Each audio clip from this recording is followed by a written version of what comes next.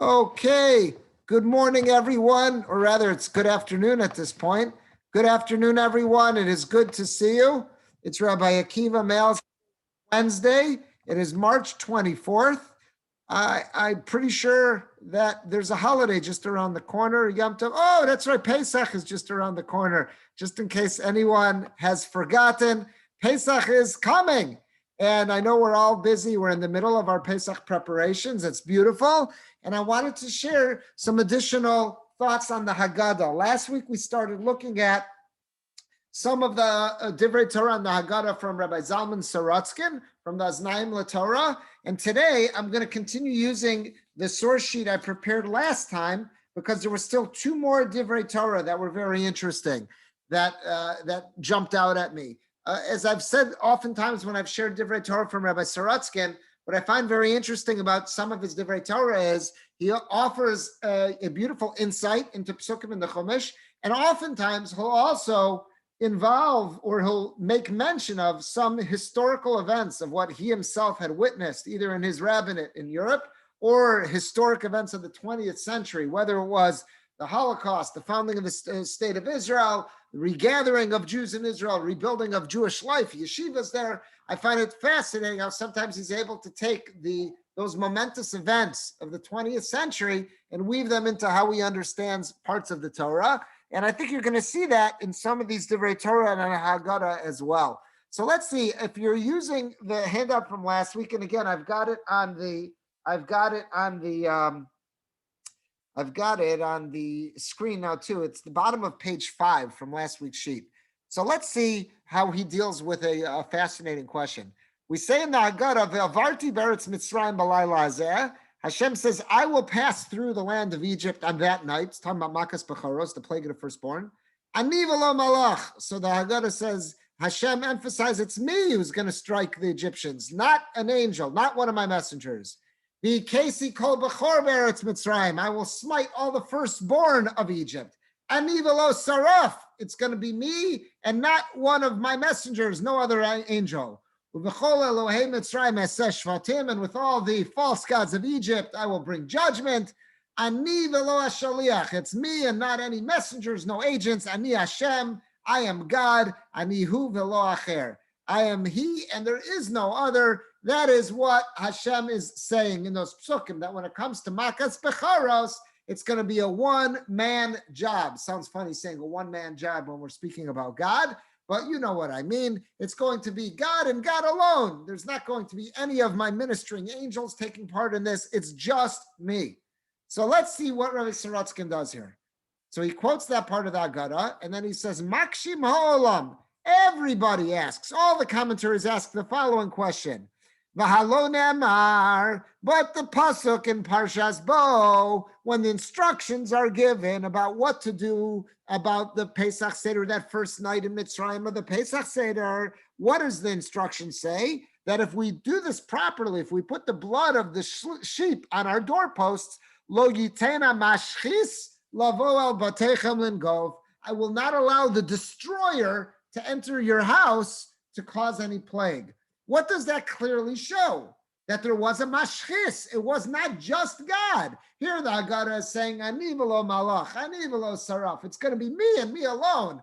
But God, in his own instructions that he gave to Bnei Yisrael, he said, if you put the blood on your doorposts, I will make sure, lo yitena mashchis lavo al batechem. I will not allow the destroyer into your house. God's not talking about himself. He's talking about a destroyer, some other party. So how do you reconcile this? He says a lot of commentaries ask this question. Again, here we have God saying it's me and me alone acting in Makas Bechoros. And then in Parshas Bo, he says, put the blood on your doorpost and that'll prevent the mashchis, the destroyer from coming in. It's not talking about himself. He would have said it will prevent me from coming in. So let's see what Rabbi Sorotzkin says. It's clear from that pasuk that there was another party who played a role alongside God at the plague of the firstborn, Makas Bechoros. How does the Haggadah say that it was God acting alone at Makas Bechoros? No angel, no agent. It was God by himself. What do you mean? The pasuk clearly says there was a mashchus at play. Bishamati, I heard a beautiful answer. Shahagon Bal Chelkas Yoav. I don't know who the Chelkas Yoav was, but he says the author of the Sefer called Chelkas Yoav, he offered the following answer to this question. Shayu b'Mitzrayim Beis Mine Bechorim. There were two very different types of firstborn that were in Egypt amongst the Egyptians and that got smitten during Makas Bechoros. Who were these two different types? Aleph, Bechorim Mamish Petarechem. A real Bechor, meaning the first of a womb, meaning a woman's firstborn. A woman's firstborn, that's the literal idea of what is a Bechor. Beis, what's the second type of Bechor? Bechor Me'av, a firstborn not to the woman, but a firstborn from this man, from whoever the father was with this woman. Meaning you could have had this father, and for him, this is his firstborn, even though the woman may have had already 3, 4, 5 other kids. But if she has a first kid with this man, that's a Bechor also. Shagam Heim Mesu. Both of those type of Bechors died in the plague of firstborn. Like it says about Metzia. God says to the Jewish people, I am the one who was able to determine in Egypt, I was able to decide and recognize in Egypt between the drops of these kids to see who is a Bechor and who is not a Bechor. Perish Rashi, how does Rashi explain that? Let's say you had 10 low-life Egyptians, 10 of these philandering Egyptian males, who each one of them at different points had been intimate with one Egyptian woman. And let's say she had been a very promiscuous woman, and let's say she had had intimate relations with 10 different of these guys, and she had gotten pregnant from each of them at different intervals. So let's say she's got 10 kids from 10 different fathers. Kulan Mesu. All those 10 kids died in Makas Bechoros. Why? Because even though only one of them was her Bechor, each one of them was a Bechor to the philandering father. So both types were killed in Makas Bechoros. Umemela, so it comes out, Nimsara misas habechorim petre rechem hayiduim lakol lamashches. God says, okay, there's one class of Bechor that does not require such expertise to know it's a Bechor. That's the Petarechem, the one who's the first child out of that mother's womb. Everyone knows, okay, that's the firstborn that woman had. Everyone knows that's a Bechor. So God says, that's no big shakes. I'll give over that job to the Mashches, to the Malach HaMavis. He can knock off that Bechor. You don't need me for that. Everybody could tell that's a Bechor because that's everyone knows. The birth certificate states that's the first kid that the woman had. Avalas a Bechor me'av.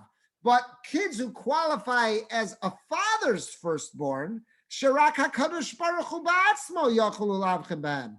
There was no DNA testing like on all these like Maury Povich talk shows where all these things where they're trying to bring out these kids and prove who their daddy is. There was nothing like that in the time of Egypt. How did you know that this kid was actually a Bechor to the father? Only God could know that. So Osam Hika B'chvodo V'atzmo. Those are the kids that God alone was smiting at the plague. And he says, I want to embrace and kiss someone who came up with such a beautiful answer like this. So what Rav Saratskin is saying is he's quoting by name, and that's also an important thing. He's not saying this, taking credit for himself. He says, I saw a beautiful answer. Another author beat me to it, came up with a beautiful answer, and I want to share it with you. And here's how he's reconciling the contradiction. There were two types of Bechorim who were knocked off during the plague of the firstborn. There was the standard Bechor, which anybody could identify. You don't need to be God to identify. That's everyone knows. That's the first kid that the woman had. Just look, who's the oldest? That's the one came out. It was her birth canal. That's the Bechor. God says, I'll give that to the Mashches. The Mashches can knock that one off. The Malach HaMavis could have that one. Who am I going to knock off? So God says, I'm going to get the Bechor that nobody else would know is a Bechor. How does anybody else know that this woman was a philandering woman who was mixing it up with 10 different men and had all these kids with different men? And each of those kids has a status of a Bechor because it's the first one that she's had with that man. So God says, for that, you need God. God has to get involved. And that's where Hashem steps in. And that's what the Haggadah is talking about when the Haggadah says, B'chvodo v'atzmo, that it was only God who played a role in Makas Bechoros. That's not talking about the firstborn that everybody knows is a firstborn. Those God says, I'll leave for the Mashchas. I'll leave those for the Machamavas. Where does God get involved? In all those Bechoros that the world would not have known were Bechorim, would not have known were firstborn.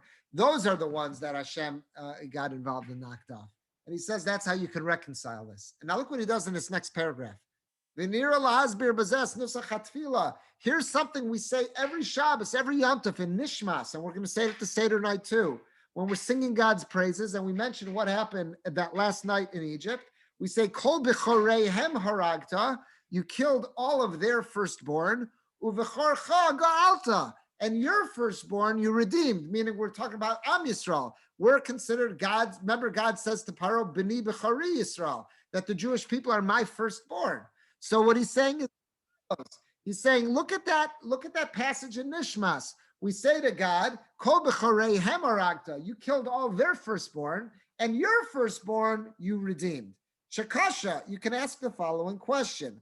Lama amar b'mitzrayim b'choreihem. When we're talking about the firstborn of the Egyptians, we say b'choreihem, lashon rabim in plural.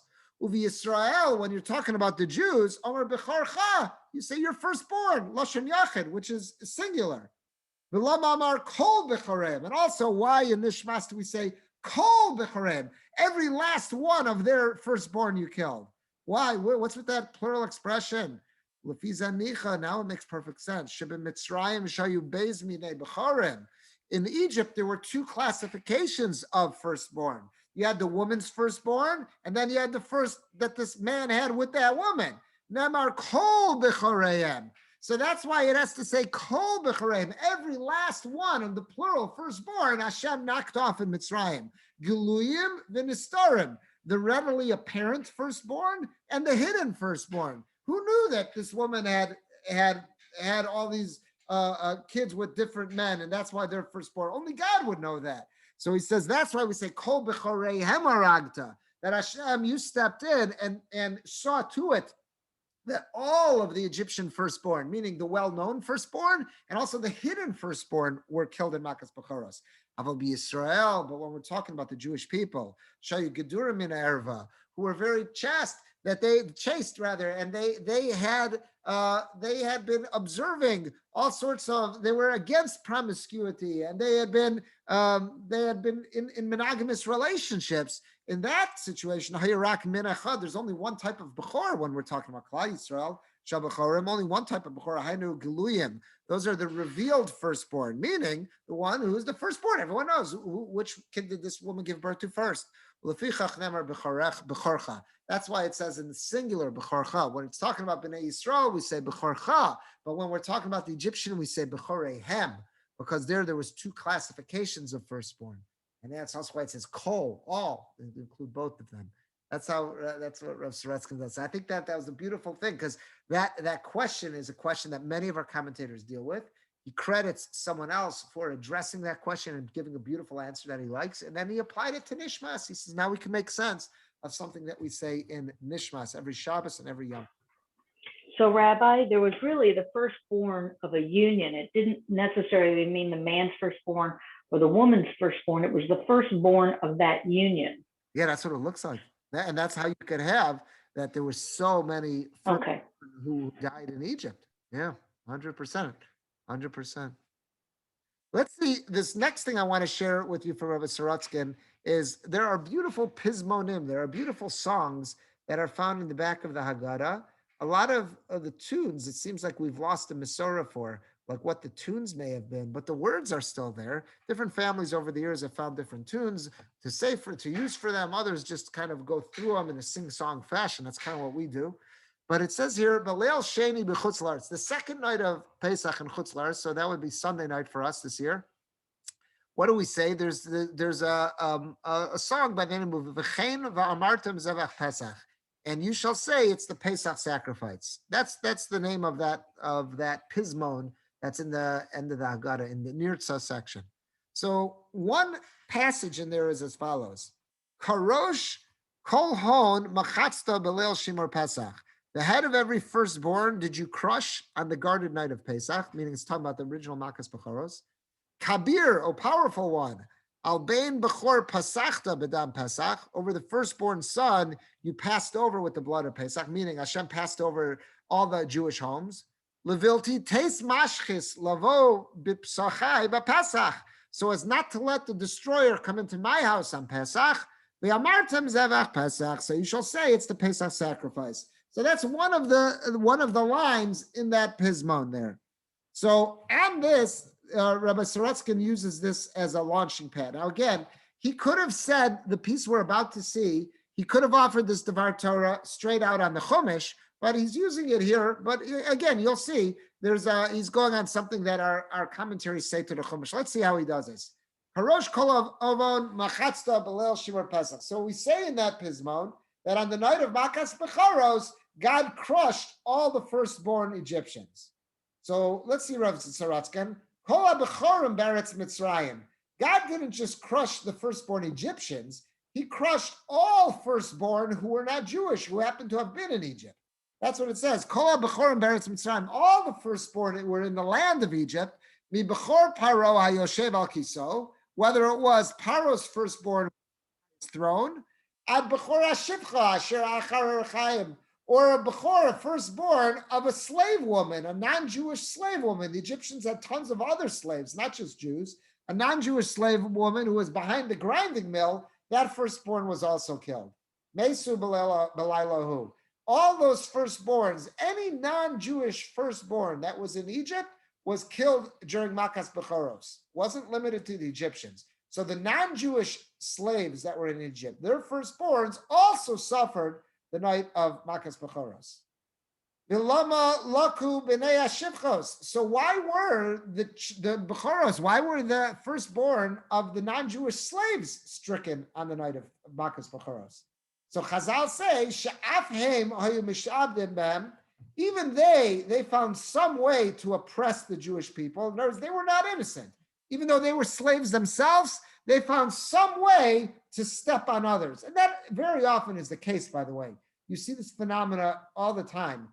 People who are bullied, you might think, oh, they understand what it's like to be oppressed, so they'll go out of their way to show mercy and compassion to everyone, especially if they see someone else who's vulnerable. Very often, that's not the way it works. If someone was oppressed, very often they'll say, okay, how do I take that out on somebody else? And they'll look for somebody else to step on. So Chazal tell us, why were the children of the non-Jewish slaves punished in Makas Bechoros? They also took advantage of the Jews and oppressed them and subjugated them. And they rejoiced seeing the pain of the Jews. So even though they were in a lowly state in Egyptian society, even though they themselves were on the bottom of the totem pole, if they had a chance to step on Bnei Yisrael, they jumped at the opportunity. And because of that, that's why they were punished as well during Makas Bechoros. That's what Chazal tell us. Rashi, that's what Rashi says in Shemos. We Jews believe in divine intervention. Specifically when it comes to the Jewish people. And we believe that whatever happens to the Jews, whether it's good, whether it's bad, it all comes to us through God. It says, whether it's good and we experience, whether we've been behaving good and we experience good, or whether it's bad and we're receiving bad, we all believe it's coming through God. But nothing's random. All the bad experiences that come upon us, as God-believing Jews, we believe it's because we've somehow deviated. We've turned from the way of God, and that's why, because the Torah tells us, if we would be listening to Hashem, observing on the national level, the Torah and the mitzvahs, all sorts of good is promised to us. But if we don't, then there's the opposite. That's what we believe. If only we would do what Hashem wants, all of our tzaros could be turned around for good. If we would return to Hashem. However, shochei Eloka b'kirbeinu, those amongst the Jewish people who forget about God, yoshvim utmeim, they sit and they're astonished. They don't understand. Berosim es haradifus. They see that the Jewish people are constantly being chased and hurt. Shumos olam road for Nasana. We're being oppressed, and there are nations of the world who seek to really ruin us. B'shalom, and they ask, Ma'aleinu lasos, what can we possibly do? V'echaleinu lisnaeg, what can we do to put an end to this? How do we stop anti-Semitism? How do we put an end to the Jewish question? What can we do that the nations of the world will love us? Kufas haskala, and the time of the Enlightenment, Hasher habarik or hamateh es shalitarbus hamaravis, when there was so many people who were led astray by the phenomena of Western culture and thought, if only the Jews in the East, meaning the Jews in like Poland and Russia, if only we would adopt Western culture, that would put an end to anti-Semitism. Incredible number of Jews got caught up in this and said, all you have to do is adopt Western culture, get rid of your backward Jewish behavior, and it'll put an end to anti-Semitism. The tikva shal yodon nasik shivyon zechuyas v'niyeh kechol hagoyim, and they thought if only we would adopt Western culture, that would bring us absolute equality, and we would not have any problems anymore. But look what happened to us in our latest troubles. Hashmadas yoser mishisha milyon Yehudim, more than 6 million Jews were obliterated. Yoshvei Rupa were settled in Europe. Al Yidei Ha'am, by which nation? Shenechshav le'yoter tarbusi ba'olam, the nation that was considered the most cultured nation in the world. They were the ones responsible for that genocide. Hagermanim ha'natziim yimach shemam, those accursed German Nazis, they're the ones who obliterated us. And this slapped the enlightened ones amongst us upside the head. They couldn't understand this. Here it was that they were saying that the destiny, the future of the Jewish people has to do with totally assimilating and adapting ourselves to Western culture. And where does the destruction of European Jewry come from? The ultimate bastion of Western culture, of Germany.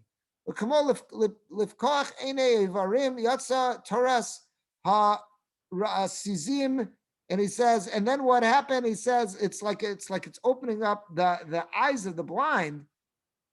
That what is happening? He says the terrible things, it comes out. He says, Dafka mi Berlin, all of this hatred and that genocide that we experienced in the Holocaust, look where it came from, specifically from Berlin.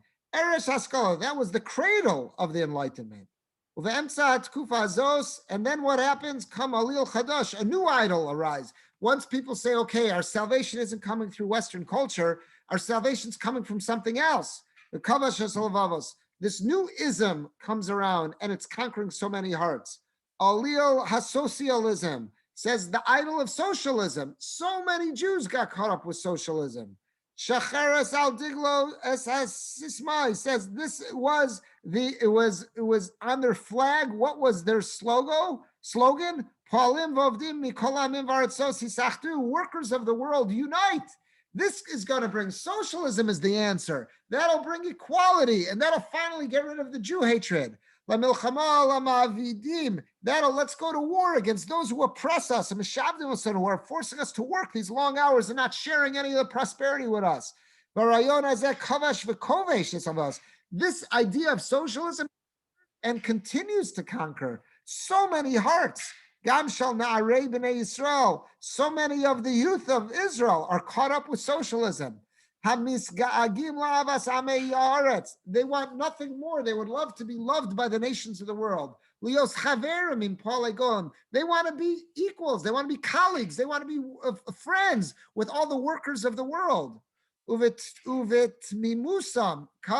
because of innocence, he says, I'm not ascribing bad motives. They had the best of intentions. They thought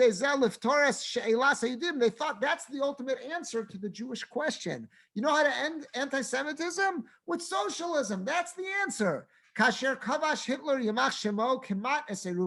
But when Hitler conquered almost the entirety of Europe, everything was under the flag of the Nazis, and declared death to the Jews. All of our socialist Jews who were so caught up with socialism, they turned to their friends, the ones who they had been talking politics with for so long about the beauty of socialism.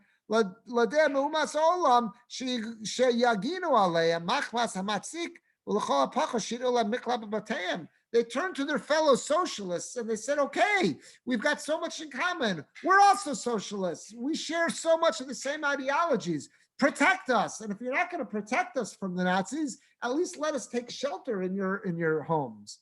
And they were horribly disappointed. When they saw that all their friends who they had talked and debated and loved all the socialist ideals with, they gave them a stiff neck. Not only did they say, we don't recognize you, Hitler, many of them joined forces with Hitler to play active roles in destroying large segments of Am Yisrael, the Jewish people. It says how that was incredibly, incredibly disappointed. The low ode, he continues on the next page, and not more than that. Socialism, even in the frozen wasteland of Siberia, which was the bastion of socialism in Russia. We've heard from Jews who found themselves during the course of World War II exiled in Siberia. What did we hear from them? Bnei Yisrael, shavdu yachad im chaverim sheinam bnei bris. Divrei Torah cheshbonam v'akara shebeneinu lebeinu mos olam. And he says they had worked shoulder to shoulder with so many of their Russian comrades, flying the banner of socialism. Yet when they found themselves, push came to shove in the middle of World War II, what happened? They didn't find that brotherhood. What happened? All that talk of brotherhood and camaraderie that socialism was supposed to bring, when push came to shove in the Holocaust, where were all those socialist brothers looking out for their Jewish socialists? Where were they?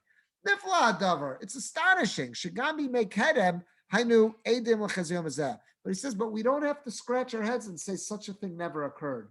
All we need to do is look to the Chumash. If we look to the Chumash, we could say the Jewish people experienced something like this before. Where? In Egypt. The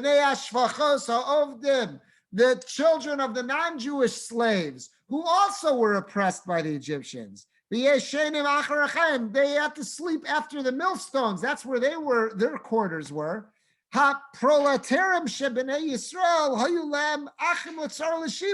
Their fellow workers, all the fellow workers of Jews felt we have a common bond. We're all being oppressed by the Egyptians. You should be our comrades. You should, there's nobody you should be more united than us. You're our fellow slaves united in bondage here in Egypt. According to all logic, healthy logic, that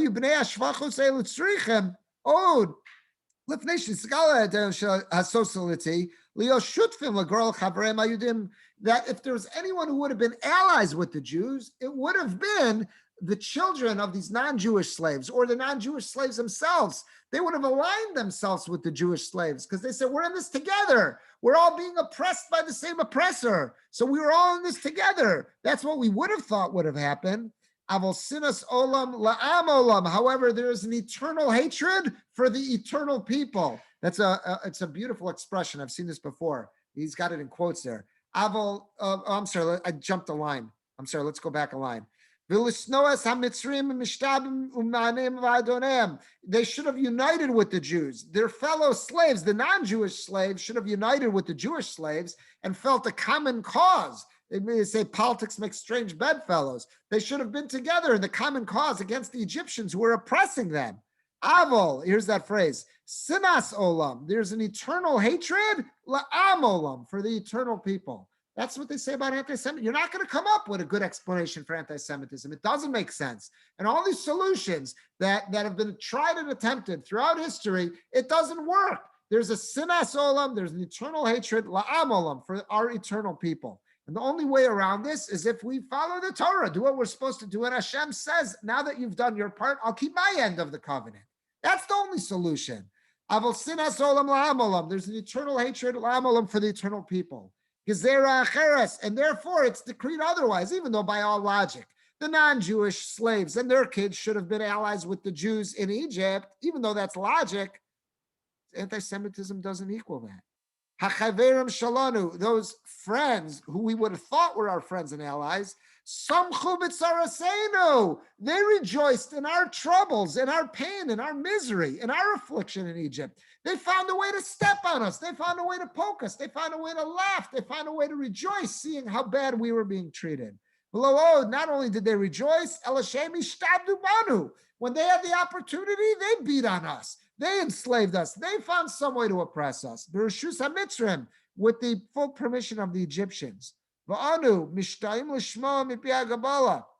And we're shocked to hear from our tradition, as Divrei B'nai Ashvachos, we're shocked to hear this, that the children of the non-Jewish slaves mistreated us, because we would have said who would have been more allied with us than them? Your struggle is our struggle, but no, even they oppressed us. They were prepared. They aligned themselves not with the Jews, they aligned themselves with the Egyptian masters. And they said, we are prepared to stay in Egypt and to side with the Egyptians, as long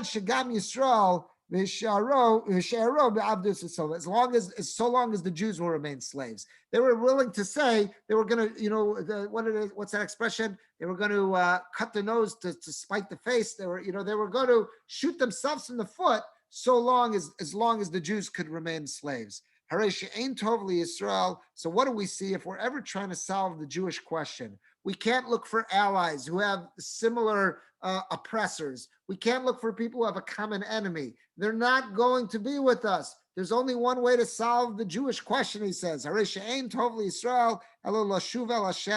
Rather, if we recommit ourselves to living our lives in the covenant that Hashem intended for us, to go in his ways, and then Hashem will shoulder our burdens and he will be there for us. He will make certain that those who are feeling enslaved will find freedom. And that's the lesson being taught. When the Torah tells us that in Makas Bechoros, everybody was punished. The Egyptian from the highest status in society, Paro's Bechor, who was by the throne, was punished, along with the lowliest member of Egyptian society, the non-Jewish slave, who was in bondage, that slave's child. All of them were punished. Why? Because as strange as it sounds, they united against Bnei Yisrael. Even though the most common ally that those slaves would have had in Egypt would have been Bnei Yisrael, would have been the Jews, they tossed their hat in with the Egyptians rather than with us. So we're making a mistake to think that logic is going to play a role here. That logic is going to dictate who our allies are going to be. HaKadosh Baruch Hu runs our world, and he runs it in such a way to make certain that we don't forget. If we're looking for peace, we're looking for tranquility, there's only one way that we're going to find it. The Torah tells us this repeatedly. We're going to find it when we as a nation, we recommit ourselves to live our lives in accordance with the Torah and the mitzvahs. That's when we'll find peace and tranquility. All other attempts, as logical as they seem, they're just not going to come to fruition, because if they would, what do we need to return to HaKadosh Baruch Hu for? It has to be this way, that the only way we're going to find that peace and that security that we're looking for, that shalva, that sense of serenity that we're looking for, is going to be through the Torah, through a commitment to living our lives according to the Torah, the mitzvahs. If we could find it elsewhere, you wouldn't need the tochacha. You wouldn't need all those warnings, all those rebukes in the Torah trying to get us back on track. And that's what Rav Sorotzkin's pulling out of this. So it's a powerful lesson to learn, and something for us each to think about, because again, it goes in the face of logic. It's not something that we would arrive at on our own, but it's important that we think about, because otherwise, what's going to keep us on track? But I also got such an appreciation in this piece, what Rav Sorotzkin did here, which was what I've seen him do so many times, is that he has a beautiful way to ask a question and to give a solution, to give a resolution to it rather, but also what he'll so often do is bring in events that he witnessed in his own life from his experience as a Rav in Europe, as well as significant events that have Bnei Yisrael, that the Jewish people have experienced in the 20th century, bringing that into saying, now with that, we could have a new appreciation of something that's in the Torah, something in this case it's in the Haggadah, but it's based in the Torah, that we've seen, that we've spoken about, But we may never have stopped to have thought about this point before. But using the events that we've seen in history, it offers a new dimension, and it really sheds light and gives us a better understanding of that. Those are those last two ideas from Rav Sorotskin that I wanted to share this morning.